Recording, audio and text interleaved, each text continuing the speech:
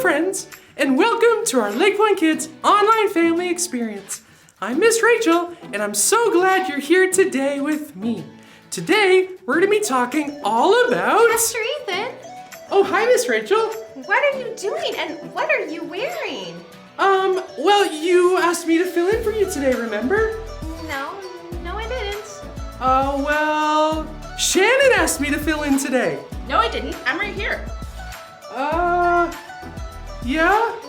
What are you doing? What's going on? Well, you guys look like you have so much fun on here, and I wanted to be part of the fun, so...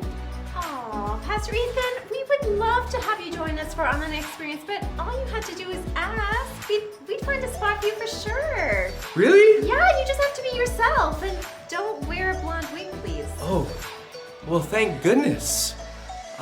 Thank you, guys. You're welcome. Now let's just figure out a role you can have in our video today. Yes.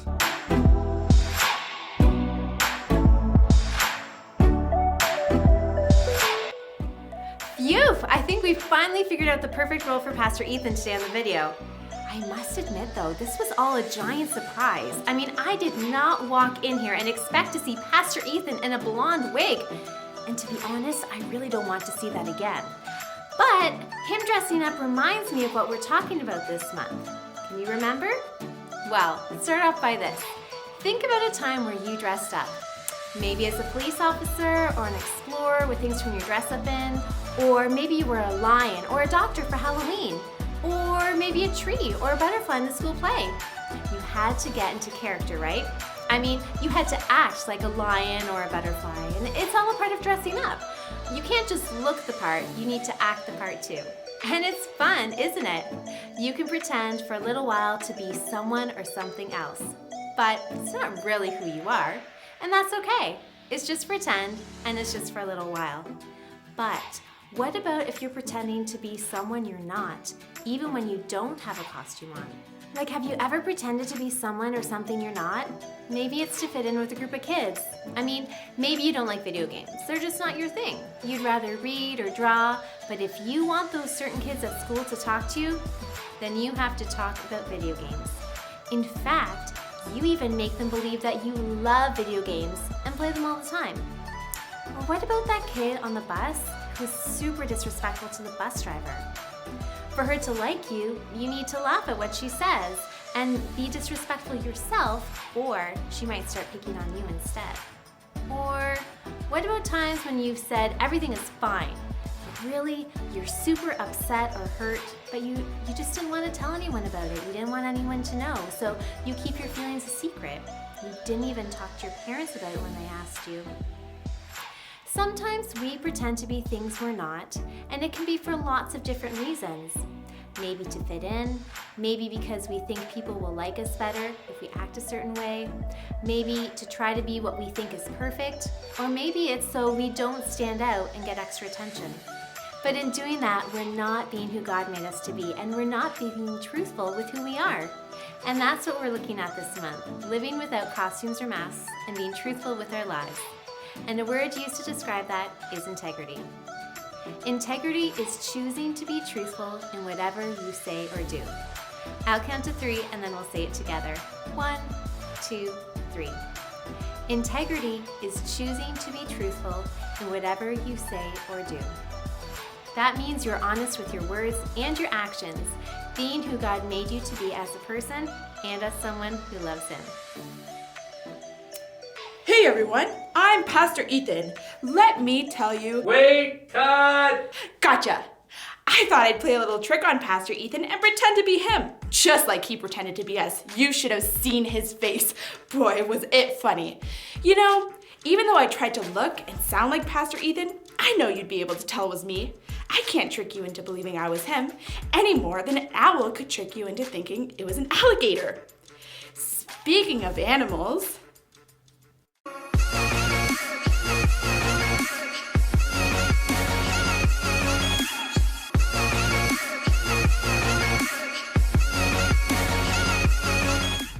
Animals don't disguise or pretend to be someone they're not, and we shouldn't either. Which brings us to another animal on our Critter Corner. Today, a sea animal. I think one of the most fascinating underwater mammals is the blue whale. Did you know the blue whale is known to be the biggest mammal to have ever lived on Earth? They can grow over 30 meters long, which is the length of 3 school buses combined. Can you imagine? Not only that they are long, they weigh a whopping 130,000 kilograms. That's around as much as 30 elephants. Wow, experts say that the tongue alone of a blue whale weighs about the same as 1 elephant, and its heart weighs as much as a car. Isn't that crazy? They also have super loud calls and sounds so that they can communicate with each other. Their calls are the loudest calls on the planet and can be heard from 100 kilometers away. Blue whales sure are unique. This month, we are looking at the verse found in the book of Proverbs. Did you know Proverbs actually mentions a lot of different animals in it? It's true. It mentions ants, ravens, snakes, lizards, lions, roosters, and more. But not whales. But it does mention something about living with integrity, and here it is. Anyone who lives without blame walks safely, but anyone who takes a crooked path will get caught. Proverbs 10, verse 9, nerve. Now, how is this talking about integrity? The verse is not talking about taking a quick little shortcut home from school. Instead, it's actually saying those who live with integrity and make wise choices will go through life better than ones who make wrong, sinful, and foolish choices. Not only will others eventually look at that person and see all the wrong and all the sin, but there will be consequences for those poor choices. It may not always seem like there will be consequences in the moment, but making wrong choices will cost you, and making the right choices, the ones with integrity and wisdom, will pay off. Okay, now let's... Oops, wait, Pastor Ethan, you're on. Okay, now let's rehearse the verse.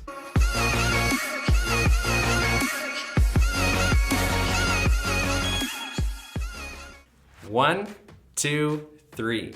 Anyone who lives without blame walks safely, but anyone who takes a crooked path will get caught. Proverbs 10, verse 9, nerve. Thank you, Pastor Ethan. Since our memory verse talks about walking, I thought, what better way to memorize the verse than get our bodies moving? Are you ready for our memory verse challenge today? Maybe we should do a quick little stretch or two before we get started. All right, let's go. First, we are going to do our best marching on the spot. Ready? Go! Anyone who lives without blame walks safely, but anyone who takes a crooked path, they will get caught. Proverbs 10, verse 9, nerve. Awesome job, friends! Now, I want you to pick up the pace and run on the spot. Ready? Run! Anyone who lives without blame walks safely, but anyone who takes a crooked path will get caught. Proverbs 10, verse 9, nerve. Awesome job. You must be getting tired, but we just got one more. Ready? We're gonna jump on the spot. Jump! Anyone who lives without blame walks safely, but anyone who takes a crooked path will get caught. Proverbs 10, verse 9, nerve. Great job, everyone. So integrity, how do we describe it again? Well, integrity is choosing to be truthful in whatever you say or do. And our bottom line, or our focus point of today is, when you're not truthful, you lose trust. Let's say it together. 1, 2, 3. When you're not truthful, you lose trust. Losing trust, yikes, that's a big deal. I mean, if you lose someone's trust, what do they have to go on to put any sense of confidence in you? Without trust, how will they know what to believe and when to believe you? And trust is kind of tricky because it can take a while to build up, but it can only take a moment to destroy. Today we have a story of how someone's lack of integrity caused others to lose trust in him. And here to tell us more about that is the So-and-So Show. Would you like to go to the movies later? Would I? Would I? Yes. Do you want to go to the movies later or not? Huh? Hey, who's this? Oh, what does it look like? It's Pinocchio. Hey, I'm trying to change my image, remember? Call me Jerry. Oh, sorry, I forgot. So, Jerry, what's it like being a real boy? I'm still a puppet. That cricket didn't know what he was talking about. Did you try wishing upon a star? Yeah, and I ended up with you. Whoop-a-dee-doo. Whoop-a-dee-doo.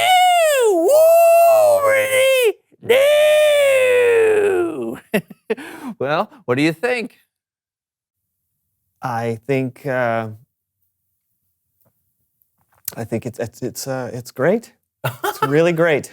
Thanks. I've been working with him for months. Could you see my mouth moving? Your mouth? Yeah. No, I mean, I had no idea that was you making the voice. Yeah, we make a pretty good team, don't we? Uh-huh. Well, we've been thinking about going out on tour together. Now, be honest with me. Do you think audiences would like us? A tour? Mm-hmm. A comedy tour? Mm-hmm. Well, I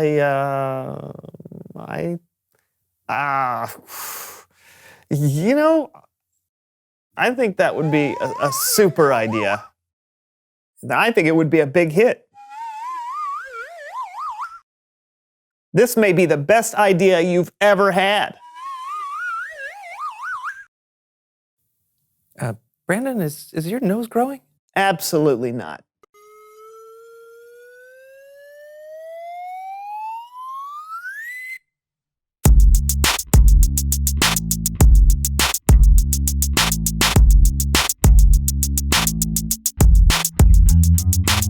Welcome to the So-and-So Show. I'm Brandon. And I'm John, and we are so glad you decided to join us today. And I am doubly glad. Oh, yeah? And why are you so glad? Because of today's guest. Oh, that's right. That should be a lot of fun. It should be doubly fun. Please welcome all the way from Hollywood, someone who knows stuff. Oh, John.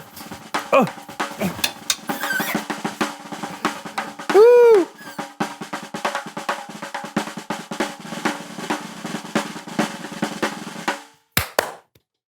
Hey! Hey, How's it going? so good. Tell us who you are and what you know. I'm sorry. You'll have to excuse Brandon. He's really excited that you're on the show today. Doubly excited. I'm excited to be here. My name is Oakley, and I'm a special effects makeup artist for the movies. Yes. Okay, special effects makeups. Now, that's someone who does more than just covering up some pimples and bad skin and stuff, right? Right. They've got other makeup artists to do that. But if you want someone to make you look older or to give you like a nasty cut or a bruise or something, call me. Yeah, but your specialty is... Oh, my specialty is making people into monsters! Oh, so you make what? Monster masks? I mean, sometimes. More often, though, it's makeup and latex and glue. It's important not to cover the actor's face entirely because you have to see their mouth move and their facial expressions. Oh, so because that way you want their performance to shine through the makeup, right? Exactly. I want to be a monster. I think Brandon would like you to make him up today. I do. Well, I can't do it myself, of course, because I'm on set. But did you get the package I sent? Yeah. Got it. You are going to turn yourself into one of the scariest, the smartest, most deadly creatures ever. Yes. And I'm going to talk you through it. Fair enough? Fair enough.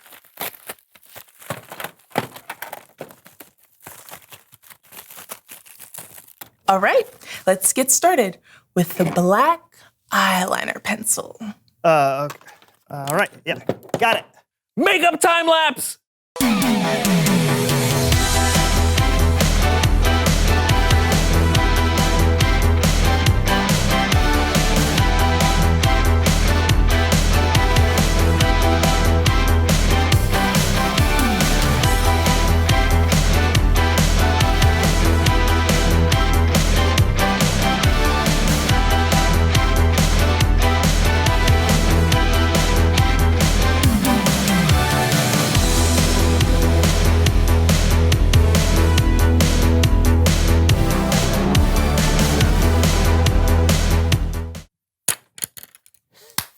Wow. Brandon, great efforts. Thank you. Let me see. Oh, yeah. There you go. You look amazing! I look like an owl. An owl's not a monster. Okay, but owls are smart. They can be scary and deadly too. Just ask mice and bunny rabbits. I look like an owl. Well, Thanks, Oakley, for showing us what you do. It really is incredible. You bet. Thanks for having me. Are you going to be all right? It's Bible story time with Kellen.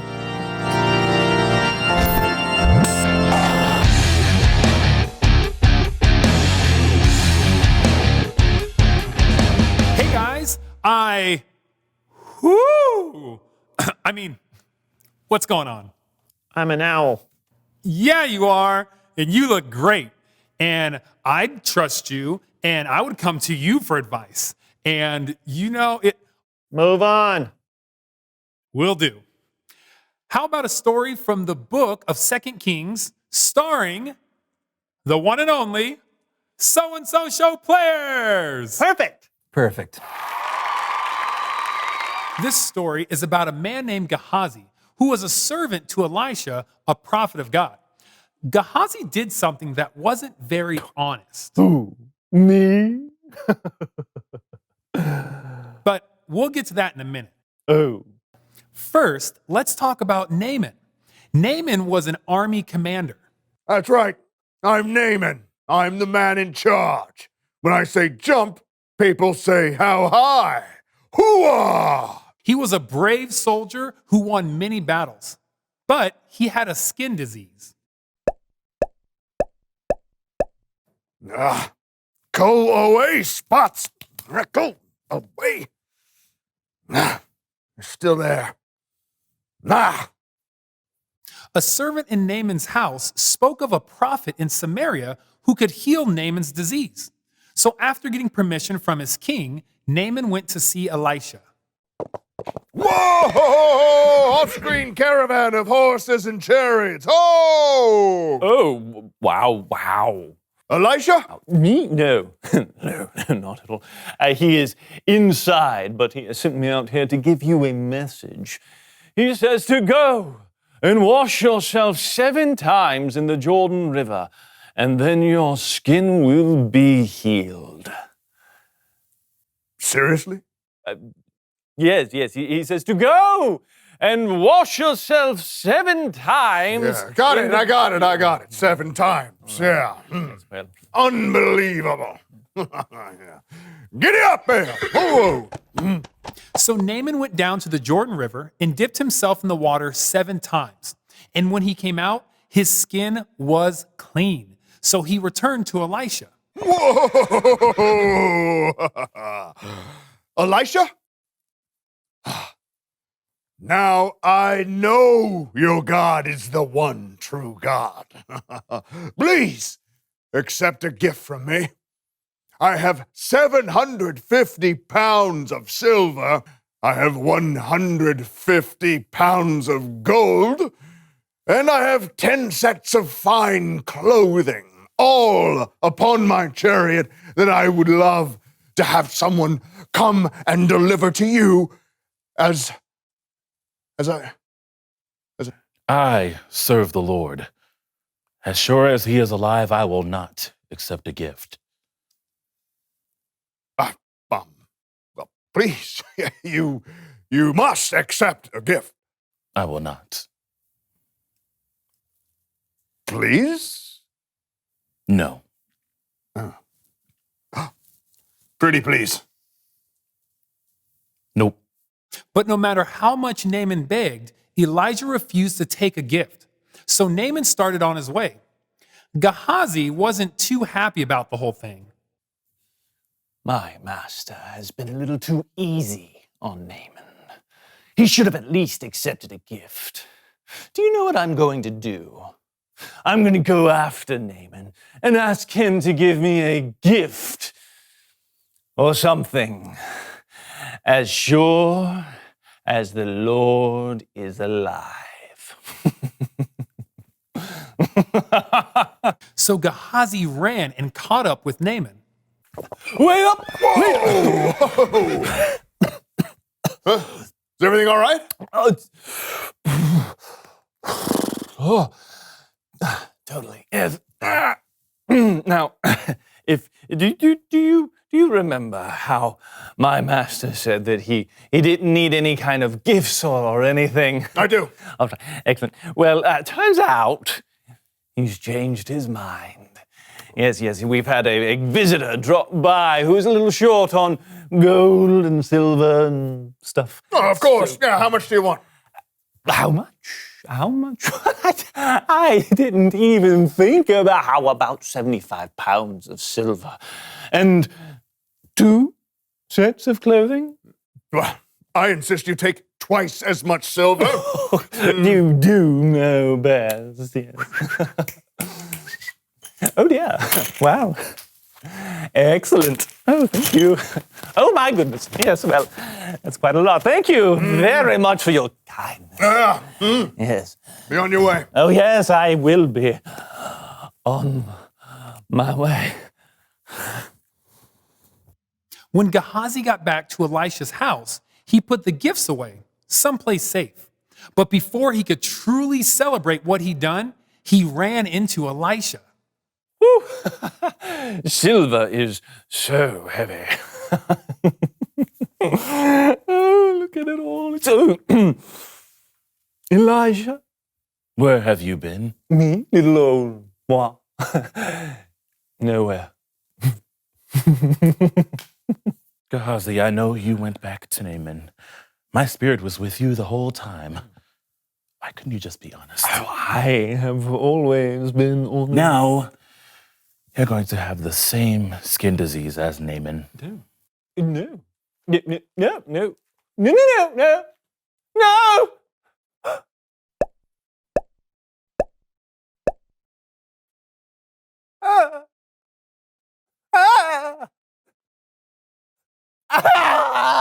The end. Well, let's hear it for the So-and-So Show players.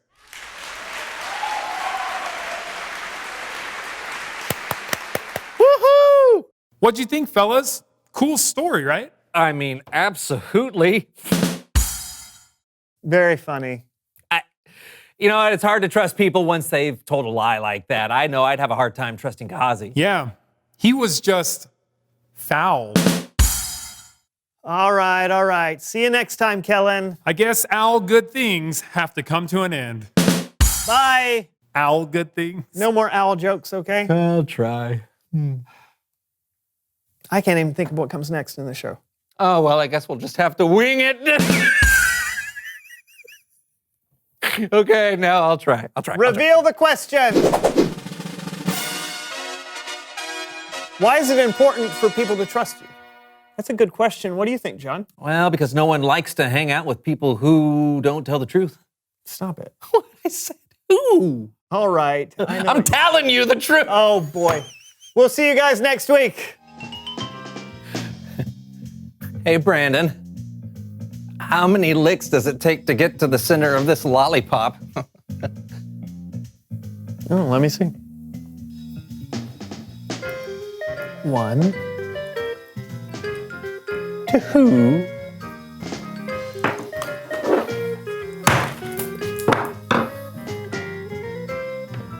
2.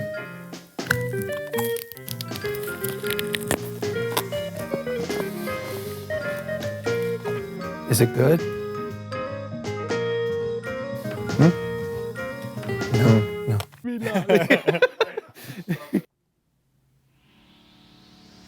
Elisha's servant Gehazi told a lie, didn't he? He lied to himself, saying he needed more stuff than he already had. He lied to Naaman to get all the stuff, and then he lied to Elisha about all of it. I mean, maybe Gehazi wasn't really a bad guy, but would you be able to trust someone like that? What if someone lied to you? What if they said they'd keep a secret, but then they let it slip out? Or what if they say they do one thing and then did something completely different instead? Would you still trust them? Well, probably not. It's harder to trust someone once they've let you down, right? Well, it works the same way when we're the ones telling the lie or we don't do what we said we'd do. It can make us come across as someone who isn't trustworthy, and it can take a while to change people's minds about us. So here's the one very important thing to remember today. When you are not truthful, you lose trust. But when you are truthful, you show integrity. If you need to be convinced that being truthful is the way to go, then look no further than the life of Jesus. He always did what he said he'd do. He could be trusted no matter what. And that's how we want people to see us, as truthful and trustworthy. It's time to bring it home now with our small group time, so along with your parent, listen to today's instructions.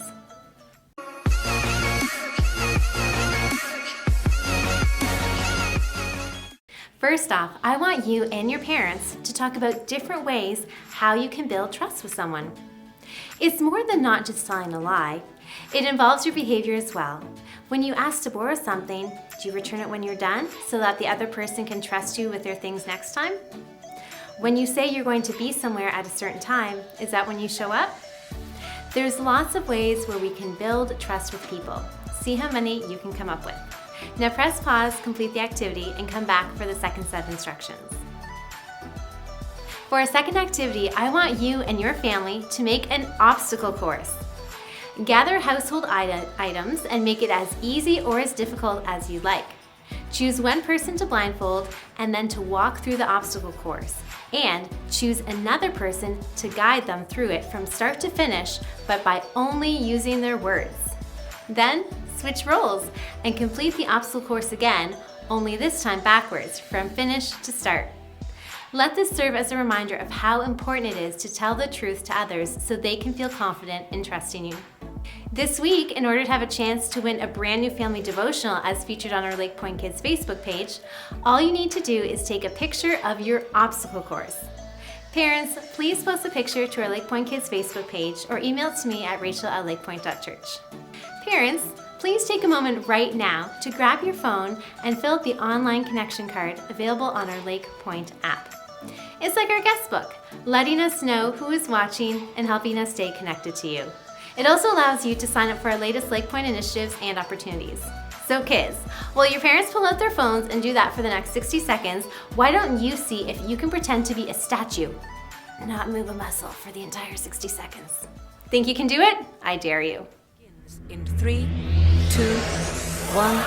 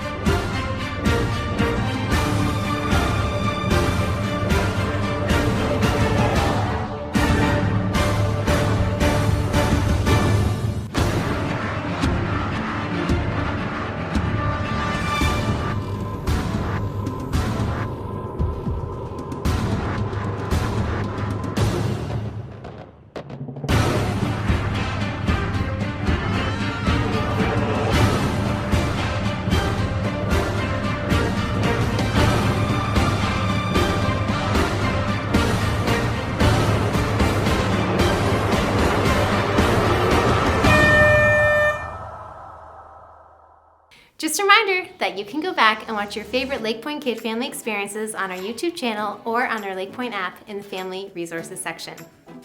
Thanks for tuning in, friends. I'll see you again next week, same time, same place. Remember, when you're not truthful, you lose trust.